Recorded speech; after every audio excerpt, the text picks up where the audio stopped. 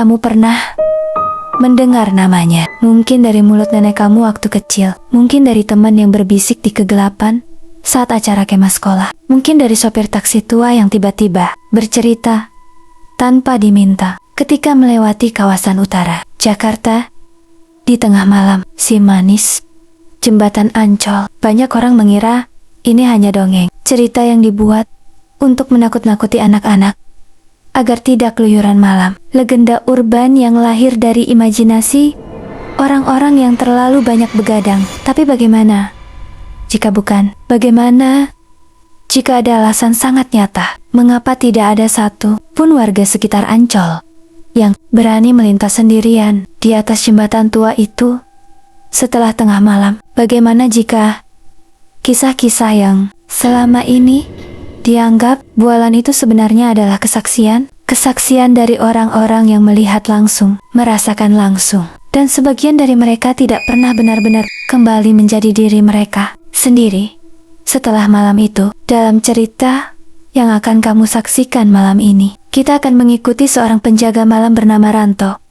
Lelaki biasa, pekerja keras, seorang duda yang hidup sederhana di pinggiran Jakarta tahun ke-1987. Satu malam mengubah segalanya karena ia berhenti di tempat yang seharusnya tidak ia berhenti. Ia menatap sesuatu yang seharusnya tidak ia tatap, dan ia tidak lari ketika seluruh nalurinya berteriak untuk lari. Apa yang terjadi selanjutnya akan membuat kamu mempertanyakan satu hal sederhana yang selama ini kamu anggap remeh. Siapa sebenarnya yang berdiri di ujung jembatan itu? Bersiaplah, matikan lampunya jika kamu berani, dan jangan menonton ini sendirian. Kisah dimulai sekarang. Jakarta ke-1987. Malam itu, langit di atas kawasan Ancol tampak kelam. Tidak ada bintang, tidak ada bulan, hanya awan hitam yang menggantung rendah, seolah hendak menelan seluruh kota. Ranto, seorang penjaga malam di kawasan pelabuhan, mengayuh sepedanya pelan melewati jembatan tua itu, jembatan Ancol. Jembatan yang sudah puluhan tahun berdiri, saksi bisu ratusan kisah kelam yang tidak pernah diceritakan di surat kabar manapun. Separuh jalan menyeberangi jembatan, Ranto berhenti. Di ujung jembatan berdiri seorang perempuan. Tubuhnya ramping, rambutnya panjang, terurai hingga pinggang. Ia mengenakan kebaya putih yang berkibar pelan diterpa angin laut. Dari jauh, perempuan itu tampak cantik, sangat cantik, terlalu cantik untuk berdiri seorang diri di tengah malam di atas jembatan tua yang sepi. Ranto menelan ludah. Ia tahu betul cerita tentang tempat ini. Setiap orang Ancol tahu, tapi melihat dengan mata kepala sendiri adalah perkara yang jauh berbeda dari sekadar mendengar cerita. Perempuan itu berbalik perlahan, dan ia tersenyum. Senyum itu yang membuat jantung Ranto seperti berhenti berdetak, karena di bawah senyum manis itu, leher perempuan tersebut tidak tersambung dengan tubuhnya. Ranto tidak bisa bergerak, kakinya seperti tertanam di aspal jembatan yang retak dan berlumut itu. Sepedanya jatuh ke samping. Suara besinya berderak memecah kesunyian malam. Namun, Ranto tidak peduli. Matanya terkunci pada perempuan berkebaya putih yang berdiri di ujung jembatan itu. Perempuan itu masih tersenyum, kepalanya miring ke kanan, seperti orang yang sedang memperhatikan sesuatu yang menarik. Rambutnya berkibar pelan. Meski angin malam sudah berhenti berhembus, tidak ada angin, tapi rambut itu terus bergerak, seolah memiliki kehidupan sendiri. Ranto mencoba mundur. 1 langkah, 2 langkah. Perempuan itu melangkah maju. Jaraknya kini semakin dekat. Ranto bisa melihat lebih jelas sekarang. Wajah perempuan itu memang cantik luar biasa. Kulit putih pucat seperti kertas, mata hitam pekat yang tidak memantulkan cahaya sedikit pun, dan leher itu, leher yang tampak seperti hanya ditempelkan pada tubuhnya, dengan bekas luka melingkar berwarna gelap di sekelilingnya. Ranto membuka mulut hendak berteriak, tidak ada suara yang keluar. Perempuan itu berhenti tepat 2 langkah Di depannya, aroma melati yang sangat menyengat seketika memenuhi hidung Ranto. Manis. Terlalu manis. Seperti bunga yang sudah lama membusuk di dalam peti mati. Lalu perempuan itu berbisik, "Kamu tidak takut padaku kan, Mas?" Ranto mengenal suara itu, suara almarhum istrinya. 3 tahun lalu, istri Ranto meninggal di rumah sakit. Sakit liver yang sudah lama menggerogoti tubuh perempuan itu akhirnya menang. Ranto masih ingat detik terakhir ketika tangan istrinya terlepas dari genggamannya. Masih ingat suara tarikan napas terakhir itu. Masih ingat bagaimana perawat muda di pojok ruangan menundukkan kepala tanpa berkata apapun, dan suara yang keluar dari bibir perempuan berkebaya putih di depannya. Malam ini adalah suara yang sama persis. Ranto gemetar. Dastori? Dastori? Suaranya pecah menjadi bisikan. Perempuan itu tersenyum lebih lebar. Terlalu lebar. Sudut bibirnya melengkung ke atas melewati batas yang seharusnya, hingga pipinya tampak seperti akan robek. Mata hitam pekat itu tidak berkedip sama sekali. "Aku kesepian di sana, Mas. Dingin sekali." Ranto menggeleng. Pikirannya berteriak bahwa ini bukan Lastri. Ini bukan istrinya. Ini bukan istrinya. Lastri sudah dikubur dengan layak. Sudah ditalkin. Sudah didoakan. Tapi kakinya tidak mau mendengar perintah pikirannya. Kakinya justru melangkah maju. 1 langkah kecil ke arah perempuan itu. Perempuan itu mengulurkan tangannya. Jari-jarinya panjang dan kurus. Kukunya panjang, berwarna hitam. Di pergelangan tangannya terdapat bekas ikatan tali yang masih tampak segar, memerah, seperti luka yang belum lama mengering. Ranto menatap tangan itu. Sesuatu di dalam dirinya, naluri paling primitif yang dimiliki manusia, berteriak keras agar ia lari, agar ia membuang sepeda dan berlari sekencang mungkin tanpa menoleh ke belakang. Tapi ada sesuatu yang lain juga, sesuatu yang lebih dalam. Kerinduan seorang lelaki yang sudah 3 tahun tidur sendirian di ranjang yang terasa terlalu besar. Jari-jari dingin itu menyentuh tangannya. Ranto tidak lari. Di kejauhan, seorang nelayan tua yang sedang memperbaiki jaringnya di tepi kali mendongak. Ia melihat sosok penjaga malam itu berdiri di tengah jembatan, sendirian, berbicara kepada angin malam. Tidak ada perempuan di sana. Tidak pernah ada.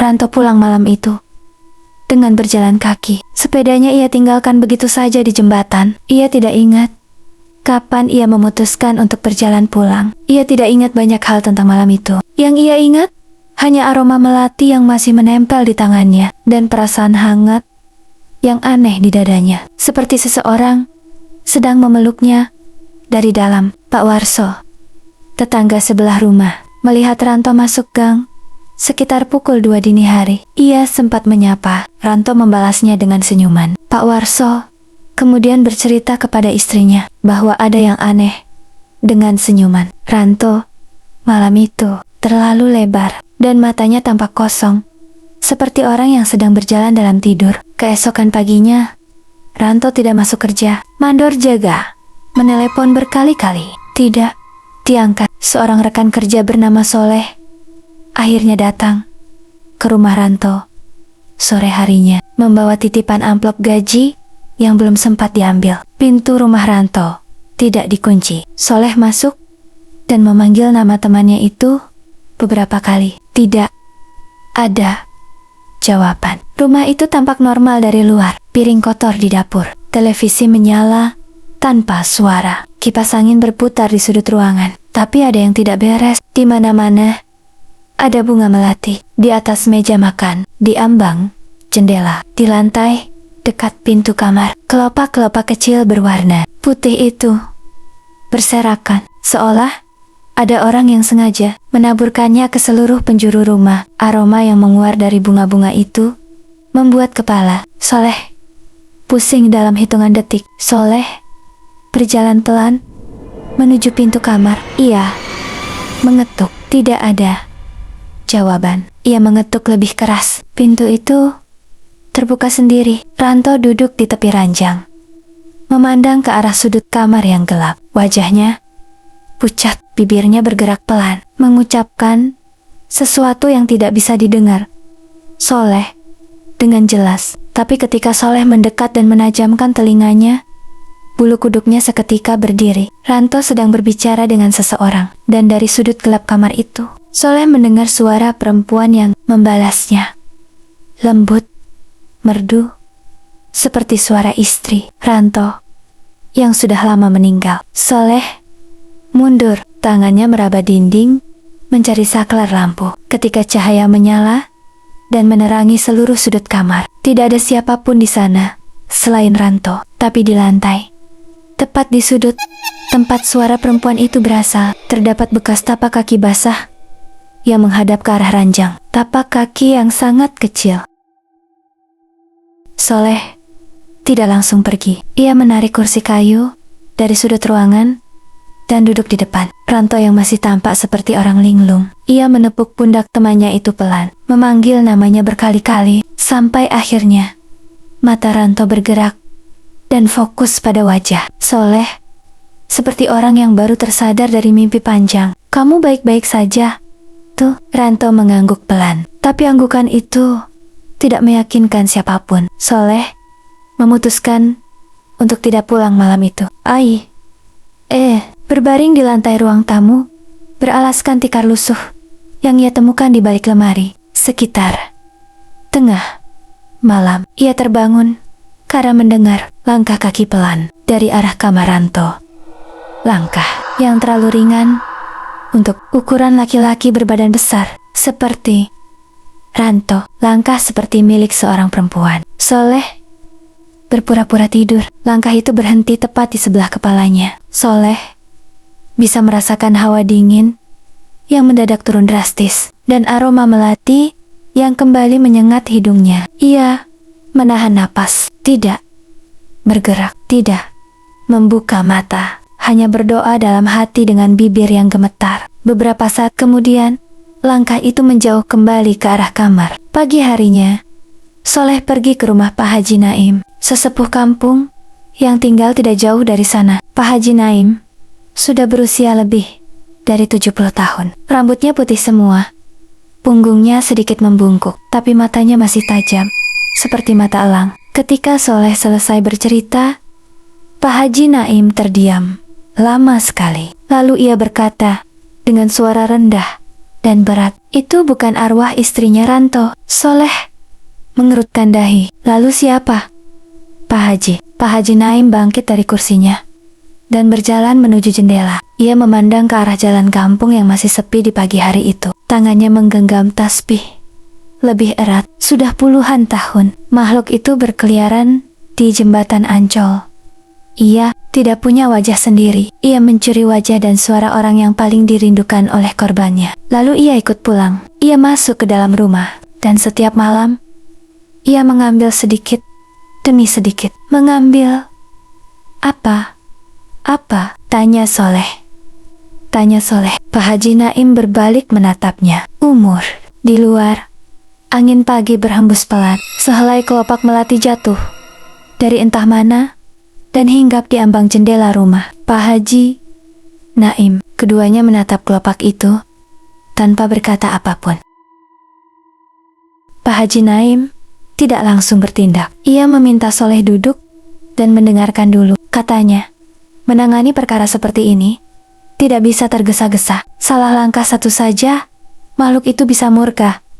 Dan akibatnya jauh lebih buruk dari sekadar kehilangan umur sedikit demi sedikit. Pak Haji Naim mulai bercerita. 30 tahun lalu, ada seorang pemuda bernama Kasim yang mengalami hal serupa. Kasim bertemu perempuan berkebaya putih itu di jembatan yang sama. Ia tergoda. Ia bawa pulang. 7 hari kemudian, Kasim ditemukan terbaring di ranjangnya. Matanya terbuka lebar, menatap langit-langit kamar. Tubuhnya masih hangat, tapi napasnya sudah berhenti. Rambutnya yang tadinya hitam lebat, berubah putih semua dalam seminggu. Wajahnya seperti orang tua, berusia 90 tahun. Padahal, ia baru 23. Soleh menelan ludah keras. "Ranto sudah berapa hari?" tanya Pak Haji Naim. "Kemarin malam pertama kali saya lihat dia aneh." "Berarti baru 2 hari.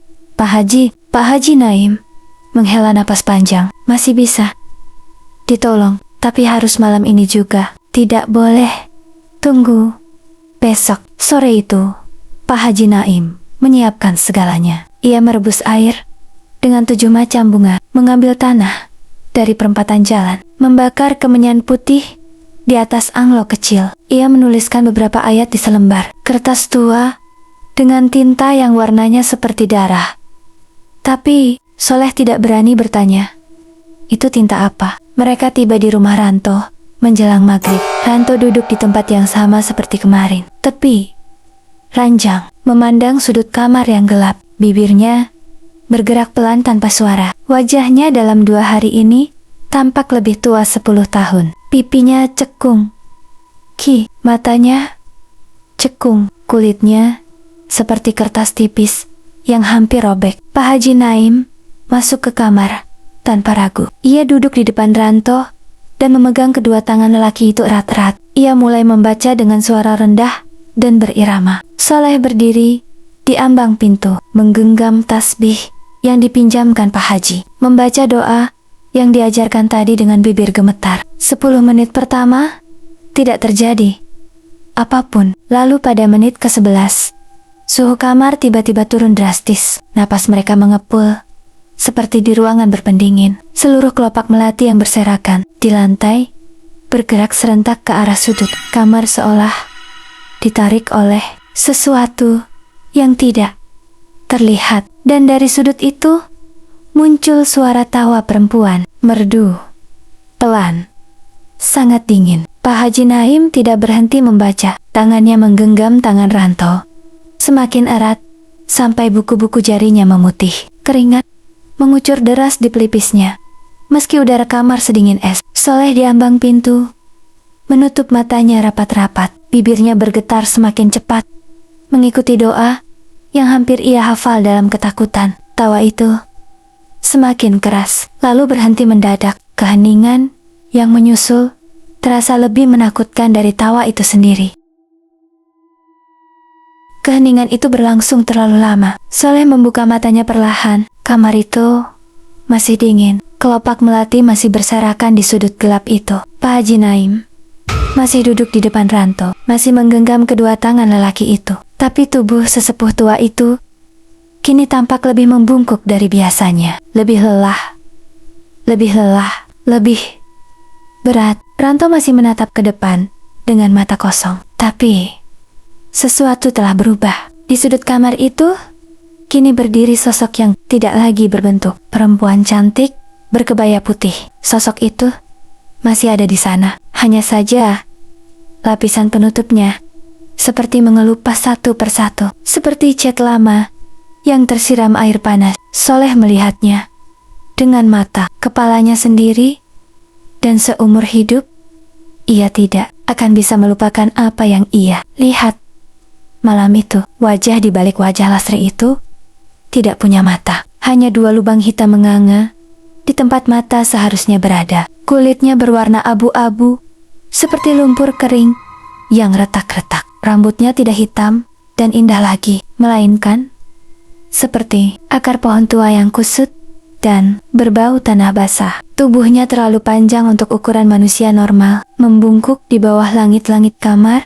yang tidak terlalu rendah. Pak Haji Naim terus membaca tanpa henti. Sosok itu bergerak ke arah mereka, bukan berjalan, lebih seperti meluncur. Kakinya tidak menyentuh lantai. Kelopak melati di bawahnya berterbangan ke segala arah saat ia bergerak. Udara kamar semakin dingin sampai Soleh bisa merasakan ujung jari-jarinya mati rasa. Soleh ingin lari, seluruh tubuhnya ingin lari. Tapi ia ingat pesan Pak Haji Naim sebelum mereka masuk. Pesan yang diulang 2 kali oleh sesepuh itu dengan nada yang sangat serius. Jangan berhenti berdoa. Apapun yang terjadi, apapun yang kamu lihat atau dengar, jangan berhenti. Karena jika kamu berhenti, meski hanya sedetik, kamu akan membuka celah dan makhluk itu akan masuk melalui celah itu. Soleh mengatupkan rahangnya. Ia terus berdoa. Sosok itu berhenti tepat di belakang Pak Haji Naim.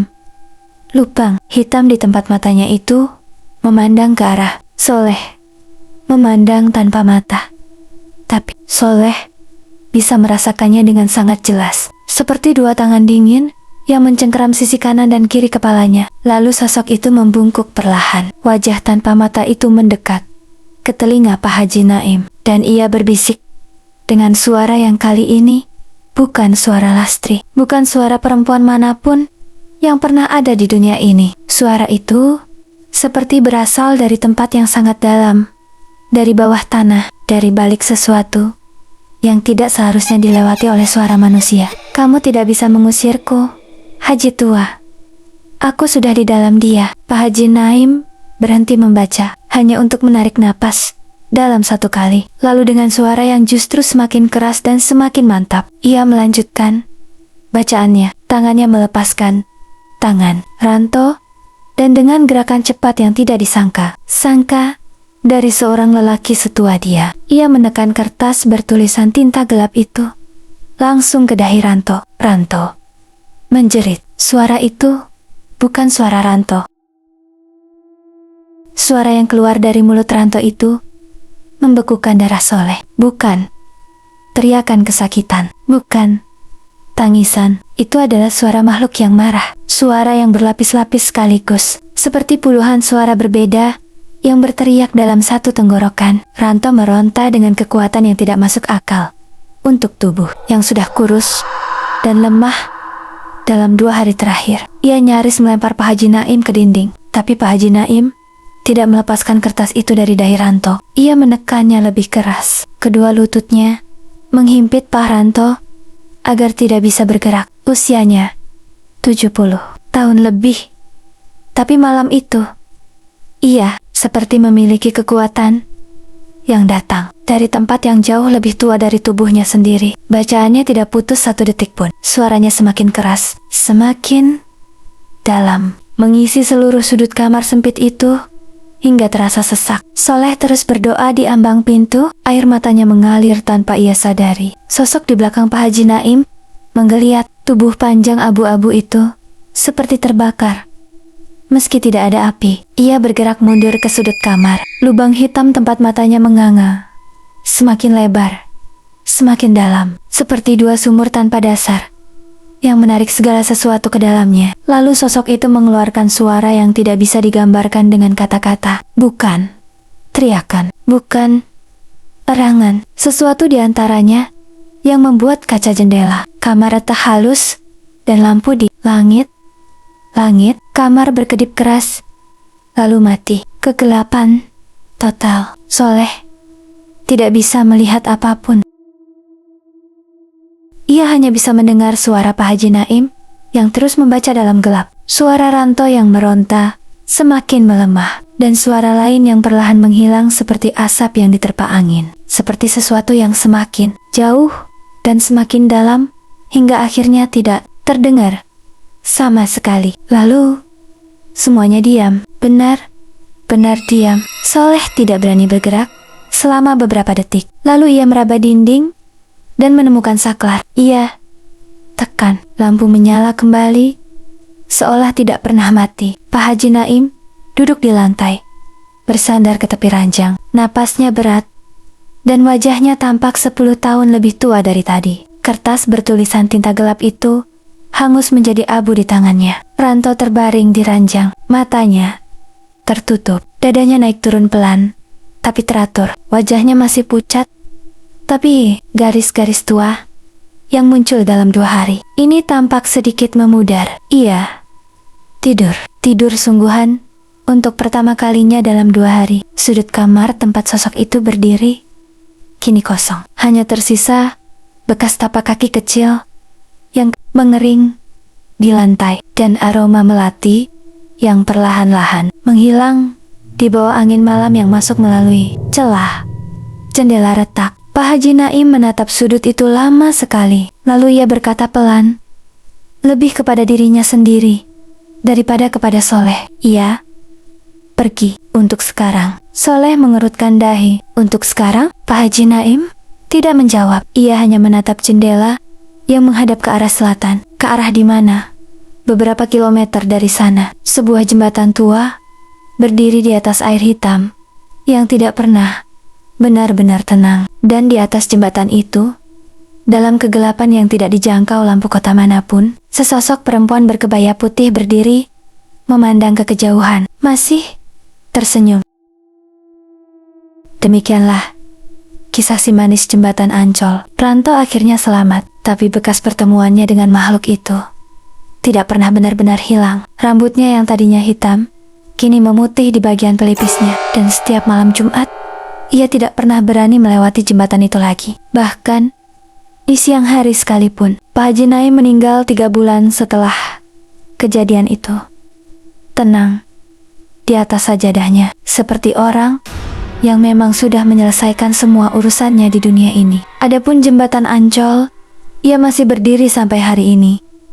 Tua, retak di sana-sini, dan orang-orang yang tinggal di sekitarnya masih sesekali bercerita tentang perempuan berkebaya putih yang berdiri di atasnya pada malam tertentu, cantik, tersenyum, menunggu. Terima kasih sudah menyimak cerita ini hingga selesai. Jika kamu menikmati kisah si manis jembatan Ancol, jangan lupa like, komen, dan subscribe agar tidak ketinggalan cerita horor berikutnya. Bagikan juga kepada teman-teman kamu yang berani atau yang ingin kamu buat tidak bisa tidur malam ini. Sampai jumpa di cerita selanjutnya. Jaga diri baik-baik dan jangan pernah menyapa orang asing yang berdiri sendirian di atas jembatan pada tengah malam, karena belum tentu ia benar-benar sendirian.